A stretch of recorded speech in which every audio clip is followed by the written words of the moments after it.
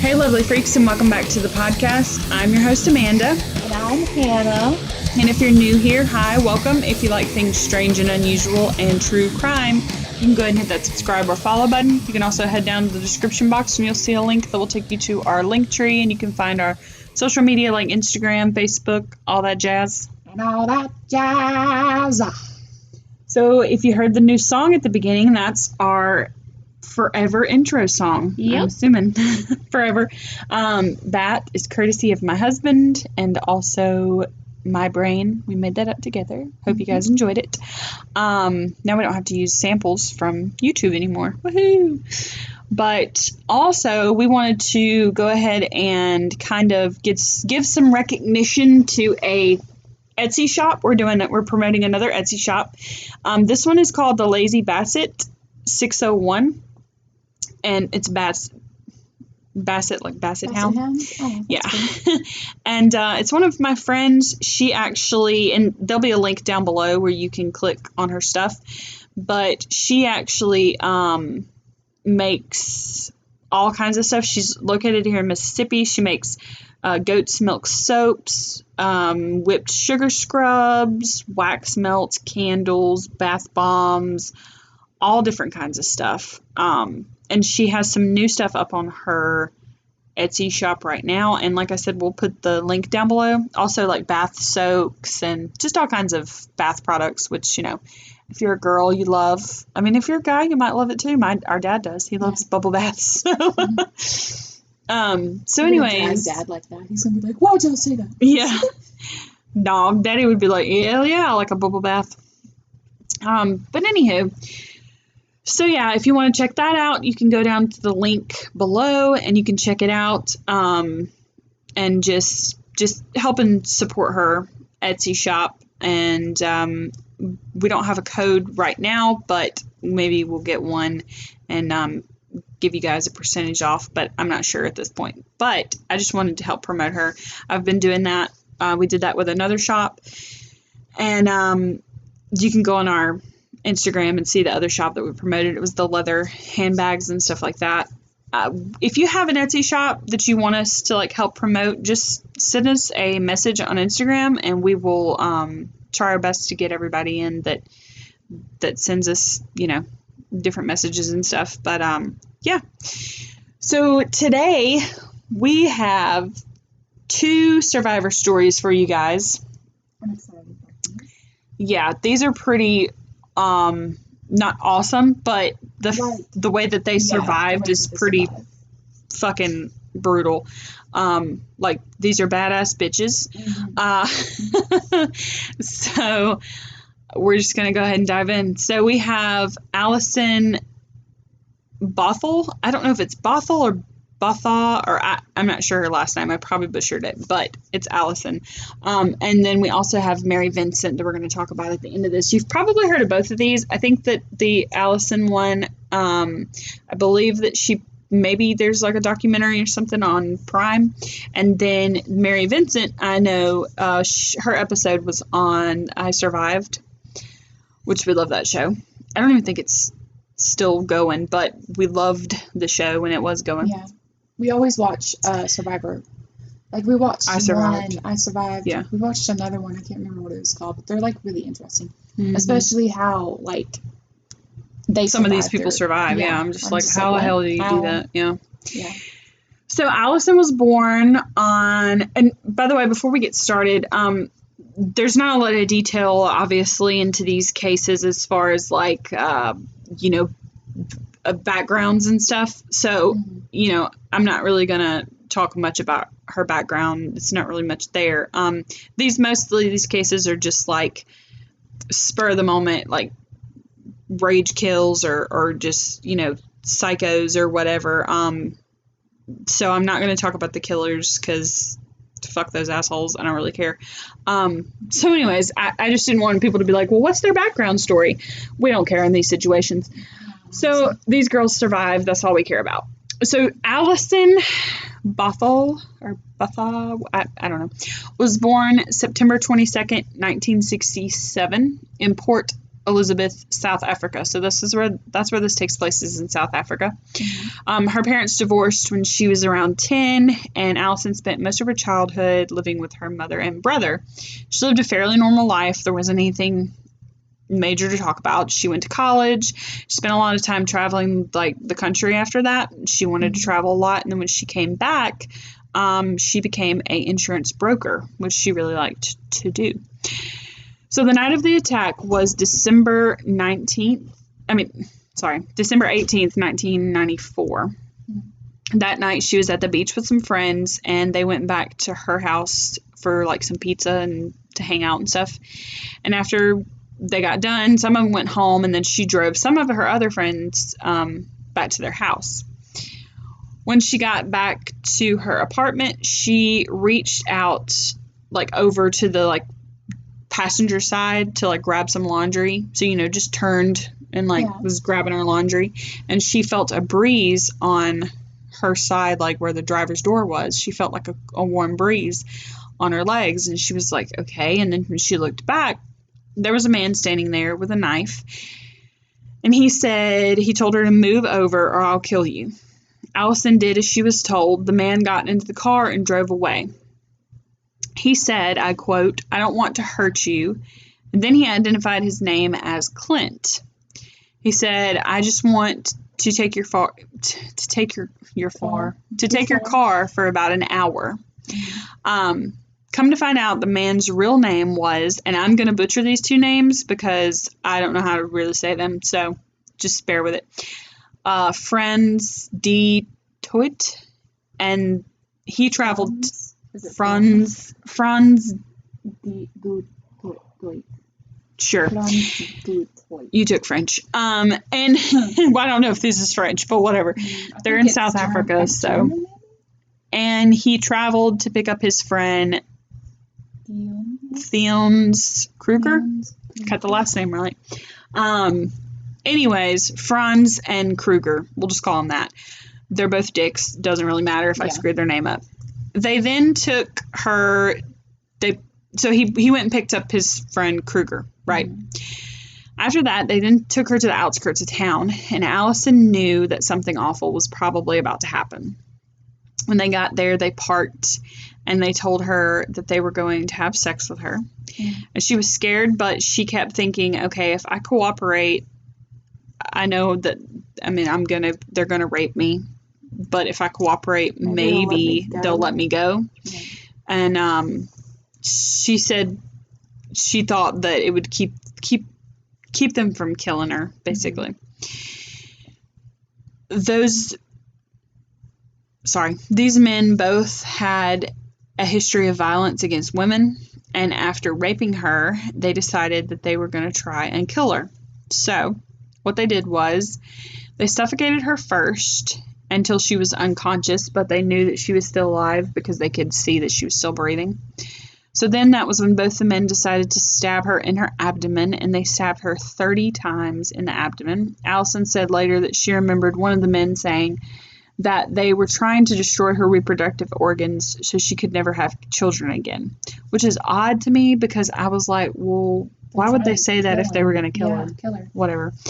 Not saying that she didn't, not saying that she's not right that they said that. I'm just saying, like, if they said that, they're fucking stupid. Yeah. Obviously, they're dumb anyways, but, like, if you're going to kill her, what does it matter? However, they managed not to hit any of her vital organs, like, for her reproductive organs, so that was good. That's good. But they did stab her 30 times in the abdomen. They stepped back, and then they thought, okay, she's dead. They were both like, yeah, she's dead. There's no way she's surviving. She's going to bleed out. And then they saw her leg twitch, to which at this point they decided they would slice her throat 16 times. Oh, 16 times. And she still survived? Yep. Allison said, and I quote, "All I could see was an arm moving above my head, right and left, left and right. His movements were making a sound, a wet sound. It was like the sound of my flesh being sliced open. He was cutting my throat with a knife again and again and again." It makes my, like, I have to touch my neck now. Yeah. It felt unreal, but it wasn't. After, end quote, after they were done, they stepped back from Allison again, and they said, one of them said, "Do you think she's dead?" And the other attacker said, "No one could survive that." Thinking they were done and that they had accomplished their goal of her passing away, they drove off. However, they did not realize that Allison was actually still breathing. Laying alone on top of the sand and the broken glass that she was in, Allison knew, she said, quote, "I had to at least leave a clue about who had did this." She decided to write their names the best she could in the sand, so she did it like in the dirt or the sand or whatever with her finger, trying to write her names, and then underneath it she wrote, "I love you, Mom." She then realized that she could see car lights in the distance, and she was like, okay, I got to get out to the road somehow to try to get rescued.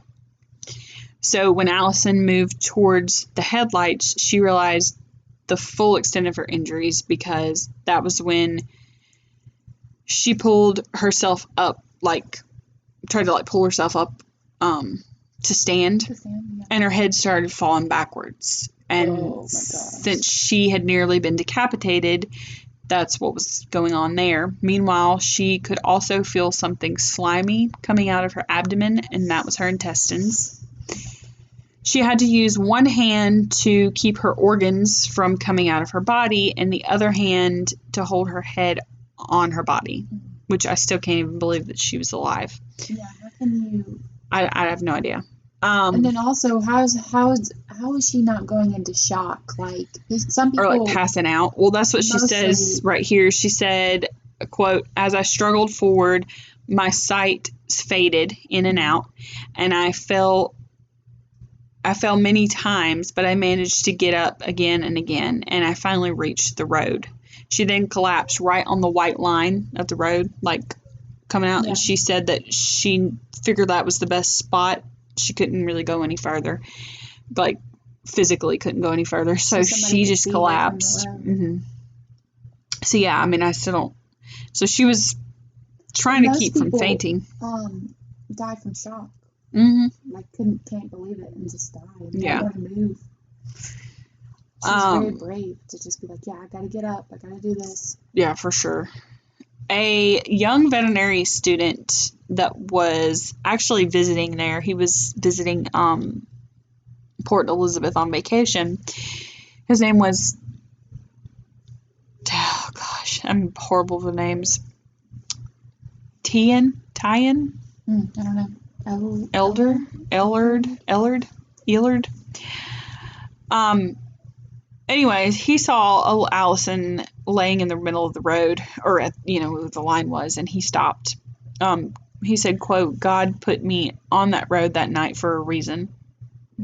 He was able to tuck her thorax back into her body, and he kind of learned, he had some medical knowledge because he was a veterinary student. I mean, the animals and people are totally different, but the concept, I guess, is kind of the same, especially if you know a little bit of medical training. So he rushed her to the emergency room, and the doctors could not believe that she was still alive. One doctor, Alexander Anglov, later said that he'd never seen such severe injuries in his 16 years of practicing medicine. She was on the brink of death, but she pulled through, and while being weak in the hospital, she managed to tell the police exactly about the men that had done this, and it led to their quick arrest. So it wasn't long until they were arrested. I think it was either that night or the next day. The media named them the Ripper Rapists. Of course they did. And both men pled guilty to 8 charges, which included kidnapping, rape, attempted murder, and they were both found guilty, and they were sentenced to life in prison. How did they find them? On August 1995. Like, she described them. Oh. And she knew their names. Oh. Because they said them. Wow. Yeah, like idiots. But she knew their names because she wrote their names in the dirt. And then, well, I don't think she knew Fran's name because he told her his name was Clint. But she did know the other guy, the Kruger guy, because, you know, he said, we're going to go pick up my friend, blah, blah, blah. So, yeah, her injuries were super extensive, but even though she was, like, in the hospital, they were treating her, she wanted to, like, tell them immediately who these people were so they could go arrest them. So they were sentenced to life in prison. So they're still in there. So justice was definitely served in that case. Good. Allison went on to travel the world to speak out about what she had been through, and she also was one of the first women to come forward about rape in South Africa, her country, and encourage other women to come forward as well and tell their stories. Because in South Africa, in Africa period, it's not really common for women to come forward that they've been raped because of fear of different, men, but different, oh my gosh, I can't think of it right now. Opinions? No. It's not tribes. Oh my God, why am I trying to say that? Just different, like, gangs and stuff like that. I'll get it in a minute. So, anyways, it's not really common for women to come forward and be like, yes, this happened to me, or yes, so-and-so did this, or whatever. So she became one of the first women to do that. She also won several awards and wrote many books and accomplished a lot. But her greatest accomplishment was the fact that she was able to have children, and she had 2 sons. So the men that thought they could destroy her reproductive system can suck it.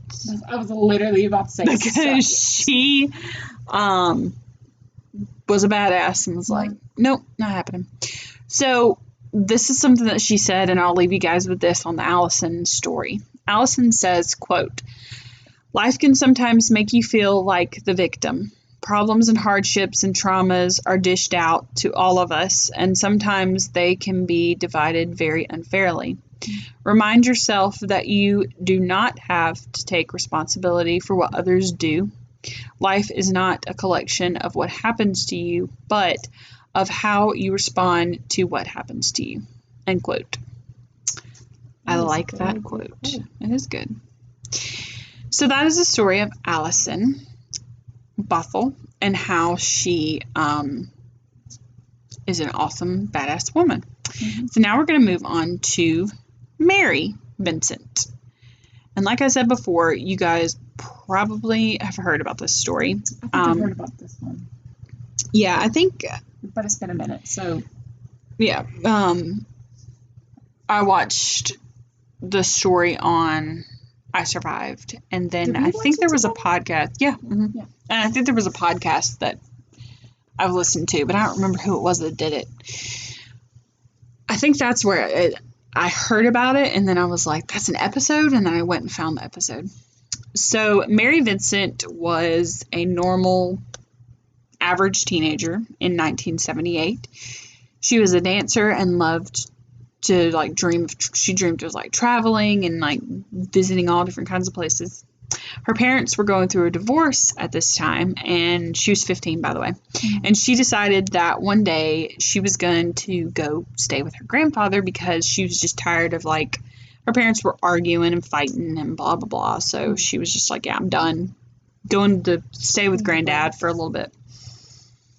So Mary was decided, okay, I'm going to, like, hitchhike. And back then, as we've all talked about, back in the 70s, 80s, 60s, blah, blah, blah, hitchhiking was, like, super normal. Even at the early 90s, hitchhiking was still normal. Well, I guess it wasn't really until the 80s when all different kinds of serial killers came out, started killing hitchhikers, that people were like, okay, man, we shouldn't do this anymore. Yeah. A hitchhiker, okay. Yeah. So, anywho, she was hitchhiking. So, she was in the middle of the road, on this road in California, and she was standing there with 2 other hitchhikers on September 29th, 1978, when 50-year-old Lawrence Singleton pulled up in his van. When the young hitchhikers asked for a ride, Singleton told them that he only had room in his van for one, although his van was empty, so that was really weird. She was exhausted and overwhelmed because she, had been out there walking, and she was just trying to make it to her grandfather's house. And Mary acted like she was reluctant to get in the vehicle, but Mary thought it was like kind of weird that he was like, oh yeah, I only have room for one girl, but it was this big, huge white van. So, that's a flag. Yeah. And some of the other girls kind of like stepped back, like, okay, we're good. But she, for whatever reason, she, decided to get in the car that day. So she got in, and she also said he reminded her of her granddad, so she didn't really think anything. Like, he was an older man. He was in his 50s. So she was like, okay, this is just like, an old man. What is he going to do, Yeah. But Singleton hit her over the head after she had gotten in the van and did not stop on Interstate 5 like she said she needed to go. Where she said she needed to go. Excuse me. When Mary pointed out, not hit her on the head. I'm sorry. I skipped the head. I was wondering what's going on. He hit on her. That's what he did. He hit on her. They were, they were in the car, and I don't remember what he said. It was just whatever. He was just being a creepy old man. Yeah.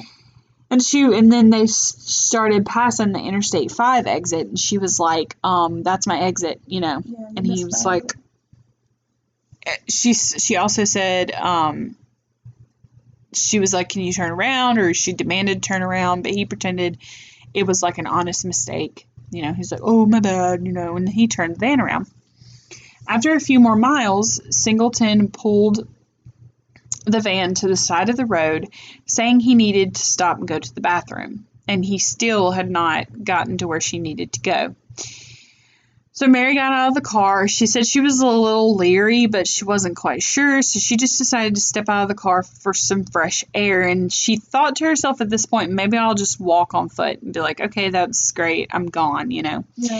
While she was bent over tying her shoe, Singleton came up behind her and hit her over the head with a hammer.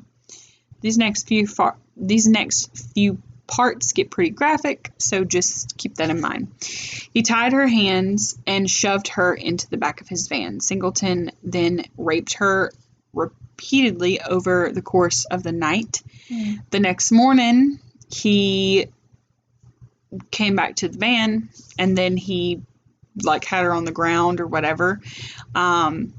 He then proceeded to cut off both of her arms with a hatchet, and apparently in the attempt to make it more difficult for them to recognize her body. That's why he did this.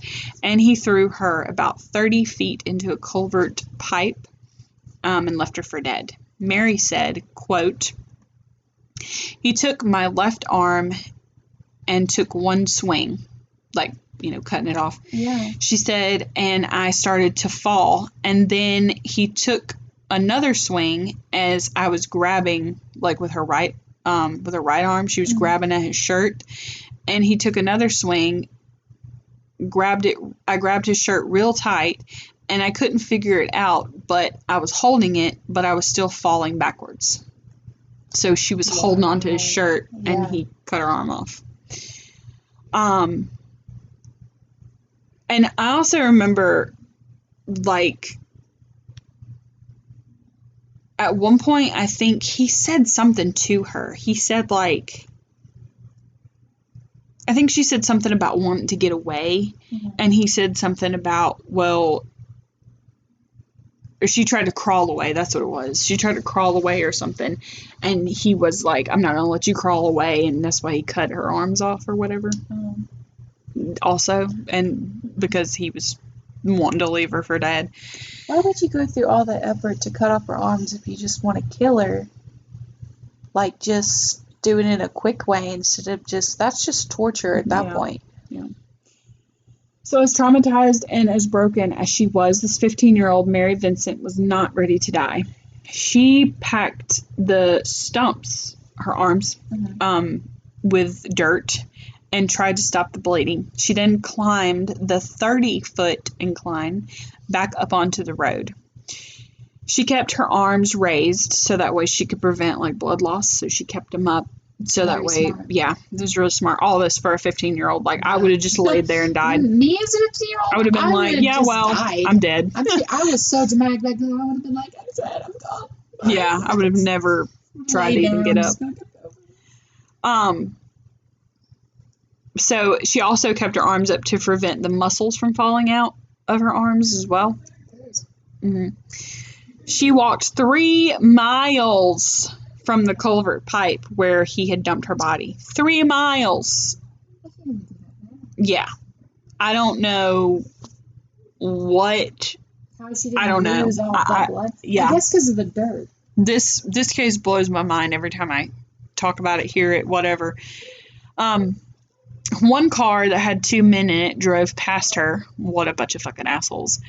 And they saw Mary's condition, but they like just fucking were like, not today, I guess. I don't know. The next vehicle though was they had a couple in it, and they immediately pulled over. They put Mary in the car and they rushed her to the hospital. Mary's description of Singleton was so clear and detailed that the police sketch went live all over the news, and Singleton's neighbors immediately recognized him and reported him to the police. Tragically, the laws at the time were so, like, not maximum sentence type shit. So Singleton only received 14 years in prison, which was the punishment that he got after being found guilty of kidnap, attempted murder, rape, and other series of serious crimes. Only 14 years? 14 years. Get this. Larry Singleton was released 8 years after this on good behavior, and in trial, he even told Mary, quote, as she was leaving or something like that, at one point he was able to say something to her, and he said, quote, I'll finish this job if it takes the rest of my life, end quote. And they knew that in the court. And they let him. Heard it? Yeah. And then they let him go 8 years later on good behavior. So, even though multiple psychiatrists at San Quentin prison were like, yeah, he's paranoid personality, he's got schizophrenia, he's got anger issues, like he doesn't need to be let out. Sure enough, they let him out. And then in 1997, Singleton attacked another woman named Roxanne Hayes, and she was 31 years old. She was a sex worker, but she was the mom of 3, and she lived, he had been living in Tampa, Florida at the time. He stabbed her to death in his home, so I guess probably she came there to, like, do her work, and he killed her. A massive national, outcry, people were pissed that this was his second attack and they let him out. Mary even was on the committee or whatever for this bill that they were going to pass. It was called the Singleton Bill. And it was drafted in California, which prevented the early release of offenders who committed crimes that involved torture. Mary testified at his trial and supported the bill. Now, the minimum sentence for the crime involving torture is 25 years in prison. Singleton was sentenced to death, however, but he died in prison of cancer in 2001. That is crazy, because you think of, it would have been different if he, accidentally tried to kill her and got scared, but the fact is he tortured her. And wanted to literally kill her in a way that would be slow. And he knew that. Yeah. So he's not a sane person. Mm-hmm. And the fact that he literally told her, I'm going to finish the job, and everyone knew it, and they're like, whatever, we'll release you. Well, when he got out 8 years after that, I believe she actually, changed her name and, left, went somewhere. She was scared. Yeah, she was scared as shit. I would have been terrified. I would have probably killed him, to be quite honest. Yeah. I would have found out where he lived and went and shot him. But shot him. that's just me. And if I was a cop, I'd be like, oh, wow, I guess he just died. He killed himself, right? Yeah. Yeah. Darn. Well. Suicide. Wow. But yeah, so Mary Vincent is now 58. Or she might be older than that now, but she lived a pretty difficult life after that. She had trauma and PTSD, obviously. And, but she overcame all that, and she had 2 sons. She also is an artist and creates images of powerful women and as female action figures. So that's pretty cool. But yeah, that's the story of Mary Vincent. There's a little bit more I could have said to it, but that's basically the gist of it. And it wasn't a long process. I mean, you got to think he just kidnapped her, missed her exit, turned around, killed her. I mean, not killed her, hit her over the head. Well, it probably took maybe like 15 minutes for all that to go down. The moral of that story is don't hitchhike. Yeah. Or pick up hitchhikers, because sometimes they're the murderers. You never know. Don't trust someone so easily. Yeah. There's a lot of people that trust people. And then the Allison story, I would say, I always, like, if I'm by myself, and I'm not saying that either one of these girls were wrong for doing any of this, but I'm just saying, like, because I think she even promoted the fact that, you know, keep your doors locked, women, when you're somewhere, like anytime you are somewhere. Like if I'm sitting at, like, I don't know, the Walmart parking lot by myself or something, and if it's like night, even if it's daytime, I lock my doors. Yeah. Because I've seen some sketchy men like walk past the car and I'm like, lock. I know some of my friends that live in dorms that don't lock their dorms. And I'm like, negative. And I literally tell them, I'm like, no, lock your door. You don't know, somebody could just walk in. And they're like, no, but you have to have like a key to get in. And like, I'm like, but there's many women and guys that have keys around these dorms. Yeah. They could just walk in. Yeah.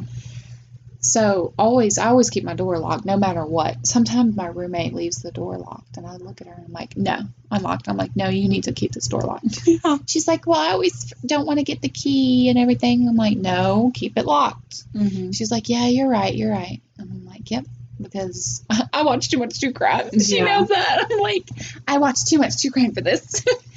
But these women are both super badass, and I just can't even... Yeah. Like, especially either one of them. I was going to say especially Mary, but either one of them, like... I love how... I don't understand how they both didn't bleed out to death. Like, I can't grasp my head around that. I don't get it. I thought it... Well, I guess because you watch movies, and in the movies, like, they bleed out in, like, a couple minutes. Yeah, but maybe in real life, it takes longer to bleed out. Yeah.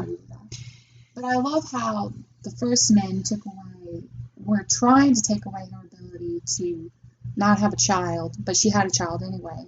And then the other man, he was just tried to take away, the ability with her hands, but she still had ability to make art. Oh yeah, she's still, like, she's an artist now, so she tried to take away something. But I think she actually started out making her own, like, prosthetics and stuff, and helping other women, like helping other people. Like, she would make prosthetics out of, like, scrap metal and stuff like that.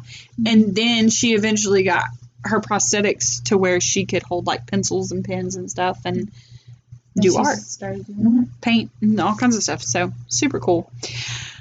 But yeah, so shout out to both those badass women. They need to be, like, they need to have monuments erected in their honor, I believe. We don't have an update about Gabby Petito, Dog the Bounty Hunter, man. I thought he was going to get on it. I was like, dog. Is he getting on it, or is he still He keeps saying that he's hot on the trail, but he doesn't have him yet, so. Well, I mean, it's going to take a while. I just think maybe this dude is dead, or he's just left the country. Does he have, like, a YouTube channel or something? No, he just keeps getting on the news and talking to the news people, yeah. But, I will say he did find out quicker than the FBI did, I'm assuming, that like 2 days after he started the case, like he found out that yes, they did camp at this campsite. His parents were there with him. Yeah. Then his parents checked out without him. And so he figured he was in the there's like a bunch of different islands around this campsite. Like, you know, kind of like here at the reservoir, there's like different islands and stuff on the reservoir and like down the river. So he figured that he's probably on one of those islands. And they've been searching, but they ain't found him yet. Hopefully soon. I think this case is harder though because he can live in the woods and everything. Yeah. And there was one thing that people are kind of like that doesn't sound like Brian, is that dog found a can, like a Monster energy drink can, and he thought that was like a signal that he was in that area, because, you know, it's secluded, nobody should be there, but everybody was like, well, he's kind of like environmentally conscious, why would he leave that out there, you know, he's like Mr. Recycle Man, so why would he leave a can? But if he's on the run, I don't think he really gives a shit. I don't think he's like, oh, save the environment. He just might have murdered this woman. Yeah. So I don't think he's like, oh, the world. Gotta save it. Gotta save it. So anyways, that's the latest on Gabby Petito. But we are done. I hope that you guys enjoyed this episode. We've talked about it on our Instagram, but if you want to, you can go on over, and if you like gaming channels, you can support my husband's gaming channel. We'll put that down there as well. It's pretty cool. He's just now getting into it. So he's a YouTube baby. So be gentle. But it's good. I mean, his content's really cool. But yeah, and like I said, he recorded the music for the song at the beginning, and well, we both, you know, kind of helped put it together. But so, and then we talked about the Etsy shop that you guys can go down there, go to the link below and click and see shop, grab some yummy bath products and stuff like that from her. And yeah, I believe we're done. We hope that you guys have a fantastic weekend, and we will see you guys next weekend. Don't know what we're going to do yet, but I think we'll probably need to do a serial killer next time. We need to get back in the serial killer realm. Yeah. Or you know what? No, we've done enough killing. Let's do some spooky stuff. It's spooky season. Yeah, I forgot. I don't know why I forgot. Like maybe ghost or aliens or something. Yeah, like that. It's spooky season, guys. I forgot it was October. How did I forget that? I don't know. Oh, October 1st. I showed up in my dorm. Like, I went up to my classes, full makeup. Well, everything. Everybody's just like walking around normal, and I'm over here like, and they're like, "Oh, is it October?" I'm like, "Yeah, it's spooky season." Bitches. Like, yeah. They're like, "Oh, okay." I'm like, "Yeah." Yeah, as you guys know, we like spooky. We love Halloween. We like spooky season, so be prepared for a lot of content like that. So yeah, let's do some spooky shit. Yeah, it's a great idea. We're gonna Halloween it up. All right, you guys. Well, we hope you have a great weekend, and we'll see you guys next time. Bye.